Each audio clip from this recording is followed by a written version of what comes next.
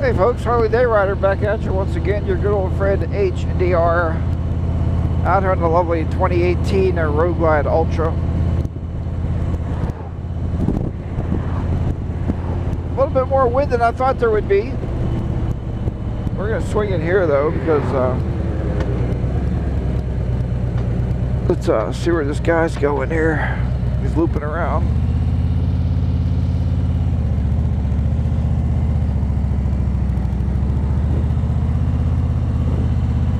That's one question I have for everybody. How many pairs of glasses do you carry on your bike? I know a lot of you got different shields and everything with this particular helmet. I do not have different shields. Come on, bike, sit still for a minute. So anyway, glasses are a little bit too dark there to wear. So I'm going to throw a pair of clear ones on. And these glasses, I showed you these before. I buy these things from Amazon. They $7.99, somewhere around there, for 3 pairs. You get clear, dark, and you get amber. Amber's really nice glasses, but I mean, they're not the greatest, but they have these little wind things here, so they don't fog up. If you can see that, but a little too dark for the tinted glasses. Here's the amber pair right here. Those are really nice and like early evening. It really lightens up everything. But anyway, yeah, how many pairs of glasses do you carry on your bike? Just out there for a little ride. Mrs. HDR just got home. It is almost 7 o'clock p.m. I told her, I said, I need to go for a little ride. She goes, but I'm getting hungry. I said, well, she brought the dinner home. We're actually having chicken salads tonight, which are one of our staple items at the house. If you can tell, I'm recording this with the Drift HD Ghost camera. Like I said, I like how it picks up the audio from the pipes and the outdoor noise here, but glasses are not really what I want to talk about this evening on this little ride around the block here.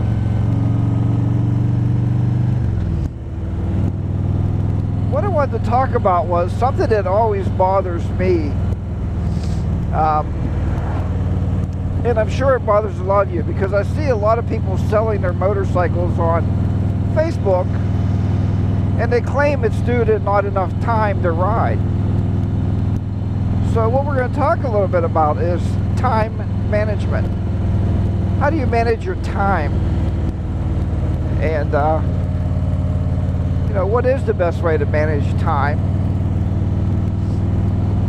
But it seems to be, somebody told me recently, I was talking to somebody, or I was reading this somewhere on the internet, that in our lifetime, we have created, mankind in general, has created many, many different machines to help save us time. Now, if you think about that, think back, I'm going to try to post a few pictures here to kind of jog your memory. Think back in the old days when our great-great-grandparents, maybe even before that, would go out and have a bucket of water or some kind of tub of water, and they would have a washboard, and they would wash their clothes, here's a picture right here, in a tub of water.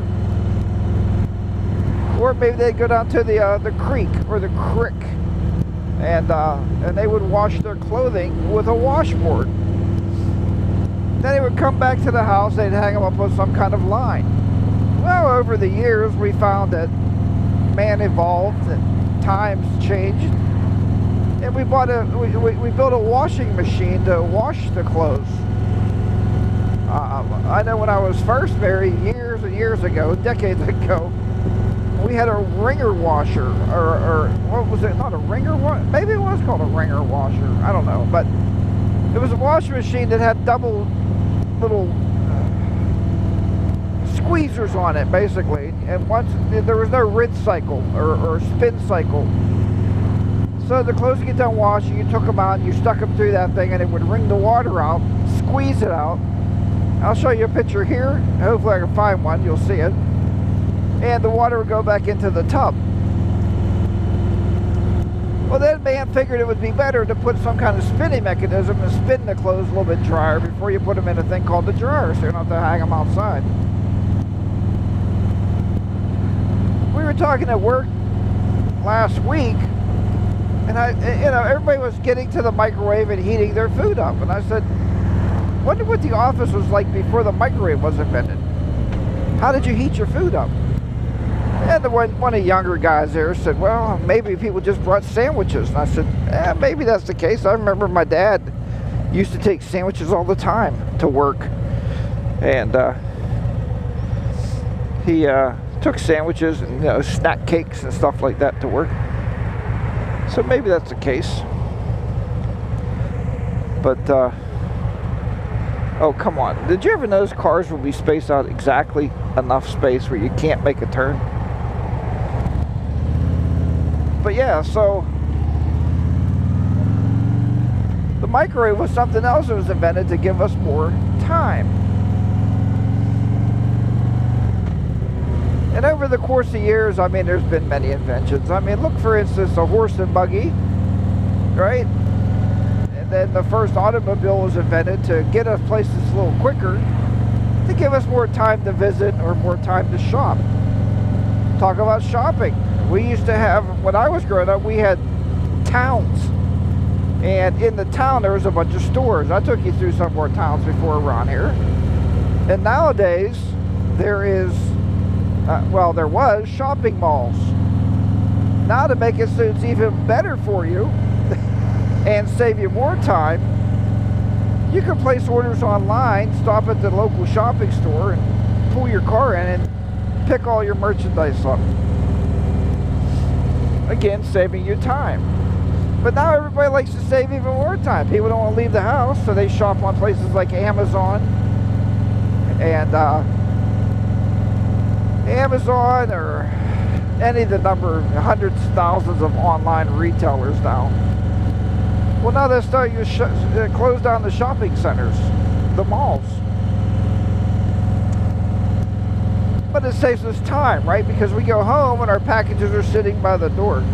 How about Walmart has that new, and I don't know if it has it around your area. I don't know what part of the world you live in or what part of this country you live in, but around here, Walmart is starting to experiment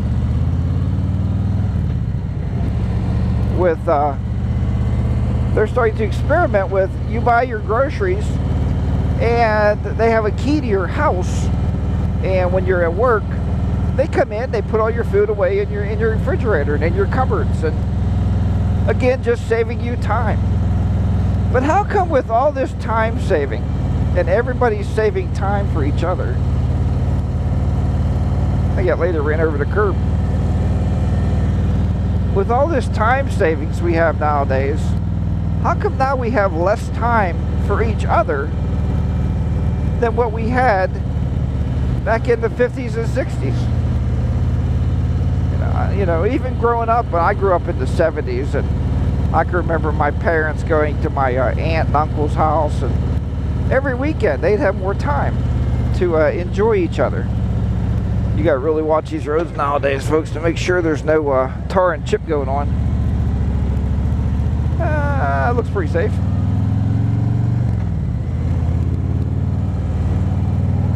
So we used to always have time to go visit. My mom still shopped and did the laundry, and my dad still mowed the lawn and took care of things around the house. But why is it seems like we had more social or personal time in the 60s and 70s and even the early part of the 80s, really?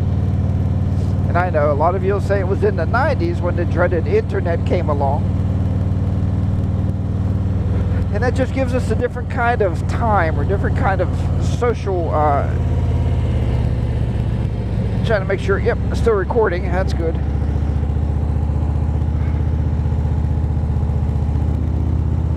Trying to make sure that we, have enough time to socialize in many different ways, such as this right now. I'm out having a ride on a motorcycle, and I have time on the bike to socialize with everybody, all of you on YouTube. So I guess YouTube has given me a way to socialize with people and have more time to do that. I don't know. But that is my question. I mean, you think about it, how machinery has been built over the decades to give us more time to do time management, and it turns out that we actually have less time. Of course, there's more and more Americans today. We talked about this at work the other day also, about people working on salary. Try to take a look at the old mountaintops over here. It's toasting on, so we don't get ran over here. But yeah, we talked the other day more and more about people being on salary, and all that'll be dying off pretty soon. I mean, it is, what, August. Corn will be getting picked there before long. Yeah, look at the treetops over there, huh? The beautiful hillsides. Just a sensational view out here. Nice and quiet. I don't see no deer running yet. You can see a lot of turkey, but no deer.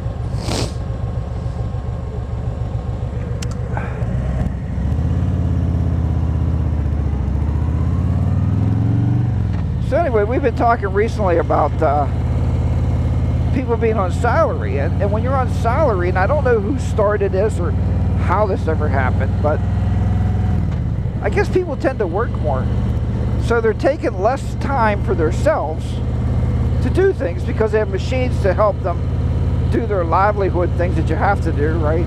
And even car wash, you can drive your car through a car wash, 5 or 10 minutes, have the whole car cleaned off and ready to go. You know, it used to take a half hour to an hour to detail your car and wash it, clean it up, and vacuum it out. But so people use that additional time now to give back to their workplace. Now, what people don't quite understand, my mother once told me, because I've been on salary for as long as I can remember, and I did some work this past weekend on Saturday and Sunday mornings. Now, the only thing I like about that, I would almost like my job to be, you know, work when I want to work and not have to go into the office. I actually believe companies would get more out of you at that point. At least that's my beliefs. Because I was up at 5 o'clock in the morning, you know, updating computers in the office remotely. So, I mean, I do it. And I do that because it benefits the worker and me, because I don't take down productivity during the day when they're in the office using the computer, if I could simply update it at home when there's nobody at the office. But my dear old mother once told me, who's 84 years old, she said, son, let me tell you something about salary. When you work hourly, if you work 40 hours and then you work an extra 5, that's 5 hours of time and a half. When you work salary and work 90 hours, that's no hours at time and a half. And I said, yeah, Mom. I said, but there is trade-offs. There really is. There's definitely trade-offs to all that. The trade-off is, and I don't know how long this vlog is yet. I'm sorry if it's running a little over. A little long-winded tonight. The trade-off with salary is when you're working with really good people, and I got a really good boss. I work for a decent company now, but I even did before. I mean, I worked for a good company. Remember, I didn't work for a good boss. He was kind of a, well, we won't go there anymore. I'm over him. But when you work for a decent company, and if they know you do things like that, work on Saturday or do some work in the evenings for them when you're at home, then if you have to leave for a doctor's appointment, or one day you just want to kick out, you know, a few hours early to go ride on a motorcycle, they're going to lean towards the point that they're going to tend to do that for you. They're going to let you do that. So that's something to think about. But now, my dad was always hourly. He was always in some kind of union, and he worked 16-hour days, but he made a lot more money for that because he got time and a half, everything over 40 hours. So, you know, he would do, I don't know, 60, 80 hours a week.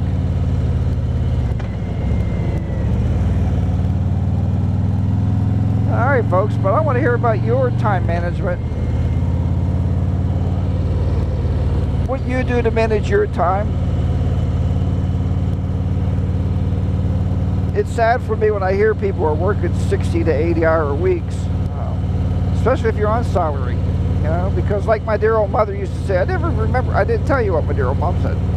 The more you work, obviously the less you're making per hour. So that yearly salary, you're looking at your yearly salary and you're going, hey, I'm making whatever you make, 60 to 80,000 a year, let's say.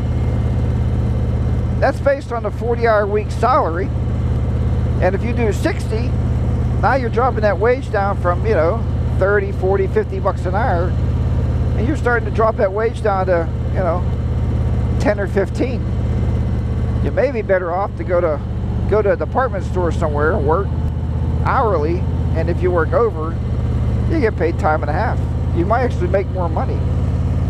You'll definitely make more money for the hours worked anyway at that point. So, alright, well, thanks for watching this video. If you're not subscribed, please hit the subscribe button. They really got this road chewed up. And I was up here before and I said the same thing. I really shouldn't come on this road anymore, but I love the ride back here. It's just a beautiful country road. And, I mean, come on. Look at that scenery in the evening. Look how beautiful that is. So, alright. But as I said, thanks for watching. And I will talk to you next time. Remember, ride your own ride. Be safe out there. Early Day Rider will be down and out once again in the lovely southwestern Pennsylvania with a brilliant temperature of 79 degrees this evening. Take care, everybody. Bye-bye for now.